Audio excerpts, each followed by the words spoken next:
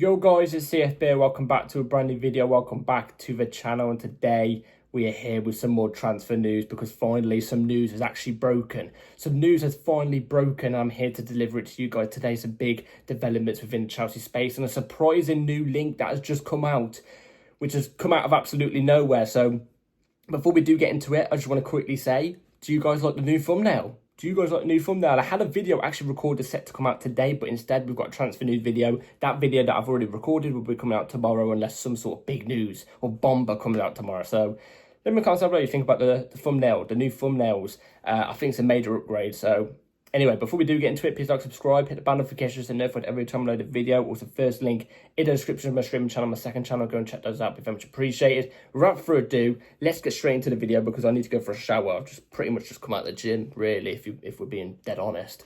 So I'm quite warm and sweating. Anyway, let's get straight into it with the first bit of news because this has just come out of left field. This completely came out of left field, and I want to know all your opinions on it. So it's right here on the screen from Fabrizio Romano. At the moment, Chelsea insist on their position that they are not looking for a goalkeeper, but Donnarouma will be an opportunity now. And this is crazy. This is crazy because earlier on, about 2 hours before this bit of news came out, it was said that Donnarouma is confirmed to be leaving PSG this summer. Apparently, PSG and Donnarouma, you know, the relationship's broken behind the scenes. You know, with him being left out and stuff like that. Apparently he wants to go and leave, and the Premier League is looking like the most likely destination. The two teams that have inquired to Donnarouma, again, Fabrizio mentioned this, the receipts are over on Twitter, go and check it out for yourself. The two teams in the Premier League that have inquired about Donnarouma is apparently Chelsea, also obviously, and Manchester United are the two teams that have inquired about Donnarouma's availability. I would, look, let's be real here. You know me, I've been shouting from the start of this window, even after the Club World Cup. Yes, Robert Sanchez had a great Club World Cup, in my opinion. But, well, Club World Cup final, if we're being dead honest. But he had a decent Club World Cup. We still needed a goalkeeper. I don't care. Let's not be recency bias or nothing or anything like that. I still want a world-class goalkeeper. And if Donnarumma's up, like he is, he's up for sale, let's go and get Donnarouma. Let's go and get Donnarouma. You know what I'm trying to say? This is a big opportunity. We missed out on Mainan, stupid enough. You know what I'm trying to say? By like £5 million it was or something. We missed out on that market opportunity, a top 5 goalkeeper in the world. This guy, Donnarouma, who's 26, who's been kicking around since 1999, you know what I'm trying to say? In the professional game, that's not legit, obviously, but he's been kicking around for bloody ages, since like 16 at AC Milan, first team and stuff like that. He's got incredible experience. He's a top 2 goalkeeper in the world. You could argue he's the best goalkeeper in the world. It's between like maybe him and Alisson, I'm not too sure. But he's definitely top 2, 100% top 3. The amount of experience at the top level that he has got, that experience he would add into this Chelsea team, especially that back line. You got to remember, we've lost Levi Colwill. Yes, we're not replacing a defender for a defender, but it's a goalkeeper for a defender in a sense. But adding him behind the defence in between the sticks would be way more stable than having Robert Sanchez there with one missing Levi Colwill. If you know what I'm trying to get at here, you know what I'm trying to say. I'm saying, shot-stopping wise, he's got it. He's got it to the maximum. Best goalkeeper in the world, shot-stopping wise. I've seen a lot of people downplaying his passing ability. Yes, his passing ability is not amazing. It's probably not as good as Jorgensen's, but let's be dead honest here. It is better than Robert Sanchez. Again, let's take out the Club World Cup thing here, especially the final, yeah. Of the whole of last season, right, we all can agree on this. Let's not rewrite history. Robert Sanchez wasn't the best with his feet. He wasn't. Donnarouma must be somewhat decent. I'm not saying he's amazing with his feet. He's not amazing with his feet, but he's better. He's an upgrade by quite a bit on Robert Sanchez in that department. Not even going on about his shot-stopping ability. That's undeniable. It's obviously Donnarouma, you know what I'm trying to say. But he must be somewhat good if he's able to play in the team of PSG, who, let's be real, are the most dominant team in world football. I know we played them off the park in that game, in the final, when it mattered and stuff like that. We dominated them off the park, and we made Donnarouma look bang average. I get that. But what is Donnarouma meant to do in that game where the defence was being torn to shreds? There's only a certain amount of times a goalkeeper can do so much. You know what I'm trying to say? There is. Let's not rewrite history. Donnarouma is one of the best goalkeepers in the world. I've heard prices going around that is available for at 40 million. I think that's undeniable. That's a market opportunity. You should be going for a goalkeeper like that for 40 million. He's easy when he's on the actual full contract and, PSG don't want him out. He's easy an 80, 85, 90 million pound goalkeeper. Easily.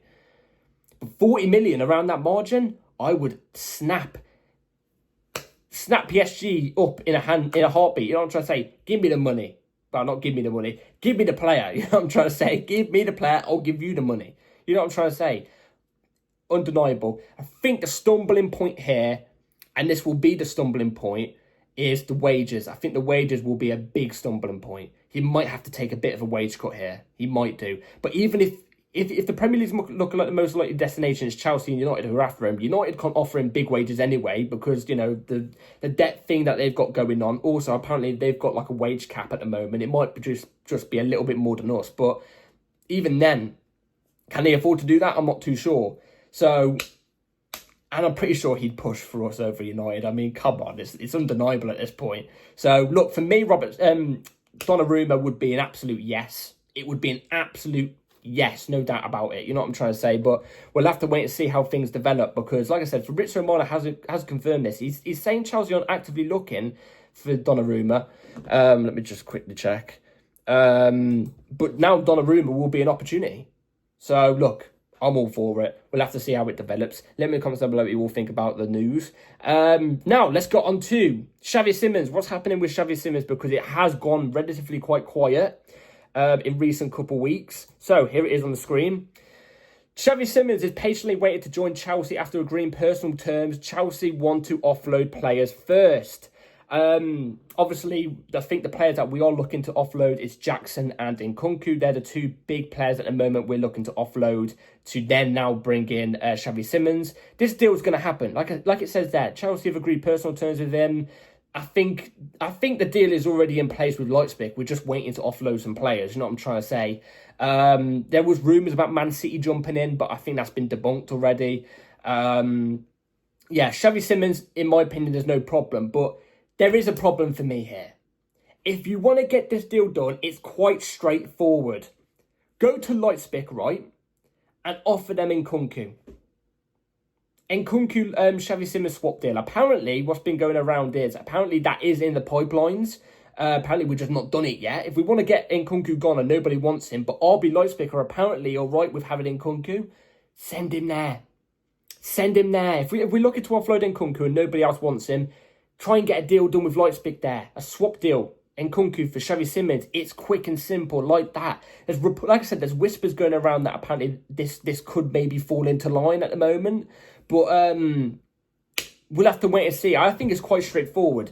If we keep delaying it, it's not going to happen, is it? It's not going to happen. And then we're going to be scrambling, maybe looking for Garnacho, which is the next bit of news in a minute. You know what I'm trying to say? So, like, we're leaving it too long. I put up a post like 4 transfer news videos ago saying that this deal was imminent. Is it heck? Is it heck? This is looking like a thing that's going to be happening on the last week of the deal of the window, because at the moment there's no Nkunku links apart from whispers about RB Leipzig, and there's no Jackson links. Newcastle don't look like they want him now. Why? Because we put a stupid price tag on his head. So we've got to change something up here. We've got to change something up if we want Xavi Simons through the door and potentially even Garnacho. So we'll have to wait and see how, again, Xavi Simons develops. I think it will happen. I think that it's like Fabrizio Romano said, it's about an 80% chance of this happening. Not 100, not 95, it's 80, which isn't convincing, but it's way more convincing than obviously 50-50. So, like I said, like I always say about every bit of rumoured news, we have to wait and see how it develops. Let me know in the comments down below if you think we're actually going to get Xavi Simons. Because who knows, it could fall through. It could potentially fall through. Moving on to Garnacho news, because we've got some news here from Fabrizio Romano right here on the screen. Just in, Chelsea offered the chance to include players in Garnacho talks. Vega, Nkunku, Jackson or Disasi. United want money and rejected this opportunity. Chelsea want to pay around £30 million. Manchester United want £50 million. Alejandro is working hard and being attentive to his phone in case he gets a call to travel for medical. This is what I was just basically saying about the Xavi Simons thing. Nobody wants Nkunku and Jackson at the moment. Is the prices of them too high? I'm not too sure. Maybe we might have to drop. We definitely have to drop Jackson's price down. We'll definitely have to. And Nkunku, I don't even know what the price is at the moment. I think 40 million is reasonable. But they don't want Nkunku. They don't want players. They don't want players. Let's stop. You know what I mean? Like they don't want those players. They don't. If we manage to offload one of those players to United, I think that would be a major W. But in the hands to get Garnacho, I don't know. I've already been on record to say I'm not a big fan of Garnacho. I'm not. And I don't want to keep sounding like a broken record. You know what I'm trying to say? I don't really want Garnacho.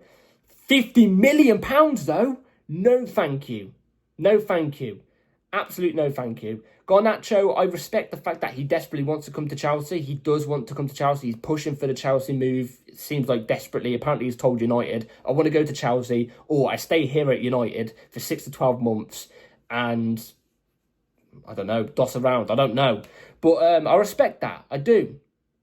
And there is a decent player in there. I'm just not a big fan of his ego with the ability of the player as well. It's just not my taste. Especially for 50 million. Jesus, it's eye-watering. It is eye-bleaching £50 million is for Garnacho. I've already come on record to say I think we shouldn't even pay a fee for Garnacho. I think it should be a loan deal plus an option of about maybe 25, 30 million. Do you know what I'm trying to say? That's what I think it should be, but there's no way that's going to happen. There's no way that's going to happen. And the way that Fabrizio worded it towards the back end there, though, is that Garnacho is waiting for a phone call, so you know what I mean, like he can travel for his medical. The way it sounds there is like the way Fabrizio's worded there is like it's looking likely it's going to happen. I'm stuttering over words because I don't know what to say. Apparently, it's looking like it's going to happen by the way he's worded it there. If Garnacho is waiting for a medical, surely Chelsea United are coming close to an agreement. What gets done first, Xavi Simons or Garnacho? Who do you want first? Who would you guys rather? But it looks like we're going to get both. I think that's the way it's going to look. We're looking like we're going to get both, which is understandable. But if we only had to get one, right? Who would you rather bring in? That's a big question here. I would rather Xavi Simons personally. I think he's got bigger potential, better player at the moment as well. Hasn't got as much of an ego as well. You know what I mean? It's undeniable for me about it, but 50 million. I mentioned it in my last video about Garnacho, that United want 50 million, and I don't think we're going to pay that, and I hope we don't pay that. Imagine that. Imagine if we do pay about 50 million, 45, even 45, 40 million for Garnacho. We could have used that money to bring in a better left centre-back to come in to cover Colwell whilst he's out for the season. We could. And that is, in my opinion, that's a more valuable position. I wouldn't even mind having Tyreek George over Garnacho for a season. You know what I'm trying to say? I really wouldn't. So at least Tyreek George will show passion and, you know, not have this ego and swagger that, you know, he shouldn't have at his age. You know what I'm trying to say? That's just my opinion. But like I've been saying, it looks like it's going to happen. So, yeah.